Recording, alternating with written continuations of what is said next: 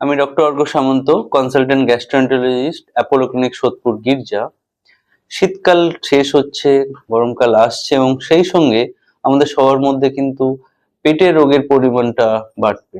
তাই এই জন্য আমাদের সবারকে আরো বেশি সচেতন হওয়া উচিত। দেখা যাবে যে এরপর গ্যাস, অ্যাসিডিটি, পেট ব্যথা, অনেকের ডায়রিয়া, এই সমস্যাগুলো কিন্তু ক্রমাগত গরমের কালের সময় আরো বেশি বেশি হয়। তো আমাদের সচেতনতাও রাখা উচিত। এছাড়াও যারা দীর্ঘদিন ধরে গ্যাস, অ্যাসিডিটি বা পেট ব্যথার সমস্যায় ভুগছেন, তাদের জন্য এটাই পরামর্শ যে এগুলো কিন্তু ইগনোর করা উচিত না। কারণ এগুলো আন্ডারলাইং গ্যাস্ট্রিক আলসার বা কোনো পেটের গ্যাস্ট্রিক ইনফেকশনের লক্ষণ হতে পারে। অনেকে যে দীর্ঘস্থায়ী কনস্টিপেশনে ভোগেন, সেগুলোকেও ইগনোর করেন, নিজেদের মতো ওষুধ খান, কিন্তু এই রোগটাও কিন্তু পেটের মধ্যে কোনো সিরিয়াস রোগের একটা আর্লি সিমটমস হতে পারে। অনেক মানুষের ডায়রিয়া বা স্টুলের মধ্যে মিউকাস, ব্লাড, এই জিনিসগুলো আসে এবং এগুলো কোলাইটিসের লক্ষণ হয়। কোনো মতে এগুলোকে একদমই ইগনোর করা উচিত নয়।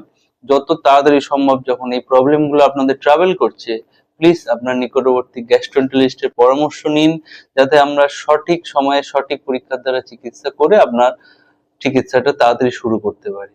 নমস্কার।